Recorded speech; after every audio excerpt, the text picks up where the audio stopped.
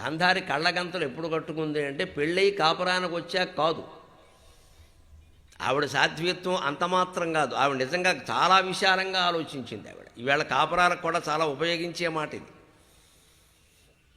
భీష్ముడు పెళ్లి సంబంధం కోసం గాంధార దేశానికి కబురు చేశాడు.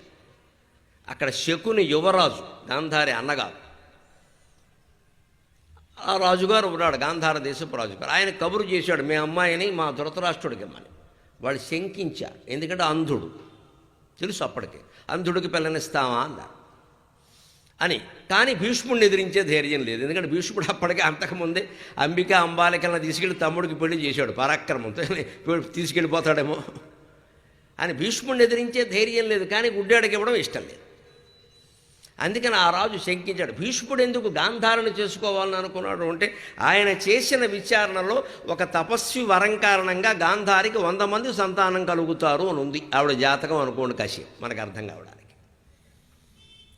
నాకు అటువంటి కోడలు కావాలి అన్నాడు భీష్ముడు. ఎందుకంటే అప్పటికే వంశం అనేక విధాలుగా భ్రష్టం అయిపోయింది. ఇక్కడ సత్యవతీదేవి పిల్లలిద్దరూ విచిత్ర వీరుడు చిత్రాంగదులు చనిపోయారు. వాళ్ళకి ఏదో వ్యాస సమాగమం వల్ల వేరే పాండురాజు ధృతరాష్ట్రుడు పుట్టారు. ఇక ఈ ధృతరాష్ట్రుడికైనా సరైనటువంటి సంతానాన్ని కలగలిగిన స్త్రీ లేకపోతే ఎందుకని భీష్ముడికి అనిపించి, అసలు ఎవరు ఎక్కువ సంతాన యోగం ఉన్నవాళ్ళు ఎవరో చూడండి అని కొంతమంది బ్రాహ్మణులను ఏర్పాటు చేస్తే, వాళ్ళు మొత్తం ముహూర్తాలు జాతకాలన్నీ తంత్రశాస్త్రాలన్నీ తిరిగేసి గాంధార దేశంలో ఉందండి అమ్మాయి తిరుగులేదు, మీకు 100 మంది సంతానం ఖాయమన్నారు. ఏమైనా సరే ఆ అమ్మాయిని ధృతరాష్ట్రుడికి ఇచ్చి పెళ్లి చేయాలని భీష్ముడి కాంక్ష. అందుకని భీష్ముడు కబురు చేస్తే మరి ఇవ్వక తప్పదు, ఆయన మహాపరాక్రమంతుడు, లాక్కెళ్ళిపోతాడు. లేతే అలాగని ఇద్దామా అంటే గుడ్డివాడు. అందుకని ఈ సందేహాన్ని వ్యక్తం చేశారు. చేస్తే మీకేం పర్వాలేదు, గుడ్డివాడు అయినప్పటికీ మేము అన్నీ ఆయనకి మేము ఏర్పాటు చేస్తాం. ఎందుకంటే పాండురాజుకు మేము పట్టాభిషేకం చేశాం, కానీ పాండురాజు రాజ్యసింహాసనం మీద ధృతరాష్ట్రుడినే కూర్చోబెట్టాడు. అందుకని గాంధారీదేవి మహారాణి, సందేహమే లేదు, మీరు ఇవ్వండి అని ఆయన కబురు చేశాడు. అప్పుడు అంతఃపురంలో గాంధారికి చిన్నపిల్లకి 10-12 ఏళ్ల వయస్సున్న పిల్లకి ఈ విషయం తెలిసింది. ఆవిడ సంస్కారం చూడండి, 12 ఏళ్ల వయస్సు ఆవిడకి అప్పట్లో అలాగే జరిగేవిగా.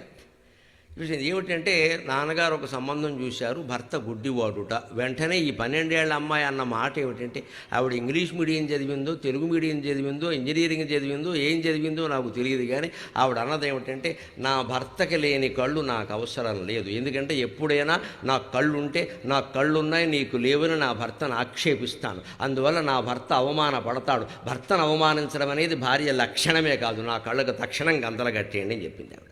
ఇది ఆవిడ సంస్కారం.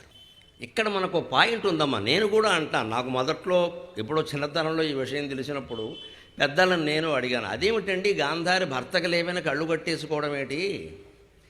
ఆవిడ కళ్ళు ఉంటే భర్తకి సేవ చేయగలుగుతుంది కదా, ఆవిడ కూడా కట్టేసి కూర్చుని వీళ్ళిద్దరికి వేరే వాళ్ళు చేయాలి కదా, అదేమి ధర్మం? ఇలా చేసి ఉండాల్సిందే అంటే, మా పండితుల వారు, మహాపండితులు వారు మాకు చక్కగా చెప్పారు, ఎవరే అబ్బాయి నీలాంటి ఇల్లు నాలాంటి ఇల్లు కదలా, మన ఇంటికి పని మనుషులే రాయినా సేవకులు ఎక్కడ ఉంటారు, వాళ్ళది మహారాజ కుటుంబరా, ధృతరాష్ట్రుడికో 25 మంది, గాంధారికో 25 మంది ఉన్నారు, నువ్వు నేను సేవ చేయక్కర్లేదని చెప్పాడు. అది విషయం, అది రాజకుటుంబం, వాళ్ళకి ఎవరు సేవ చేసేవాళ్ళు ఉంటారు. గాంధారి భర్తకేనో ఆయన భర్తకి అవసరాలు చూడక్కల, అన్నాలో వీడు భార్యలు వడ్డించారు రాజకుటుంబాల్లో.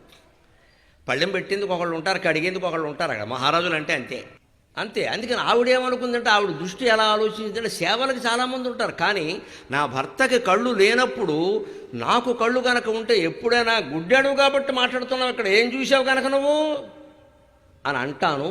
అలా అనకుండా ఉండాలంటే నేను కూడా గుడ్డిదాన్ని అయిపోవాలి. అలాగని కళ్ళు బలవంతంగా పొడుచుకోలేను కదా, ఆత్మహత్యతో సమానమది.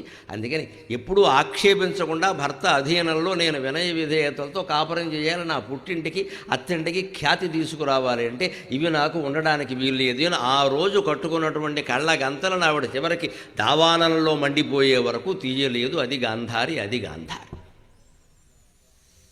అటువంటి పతివ్రతల గురించి, సంస్కారవంతుల గురించి, త్యాగమూర్తుల గురించి రామాయణ భారతాల్లో ఉంది కాబట్టి మనం ఈ కథల్ని పిల్లలకి చెప్పాలి.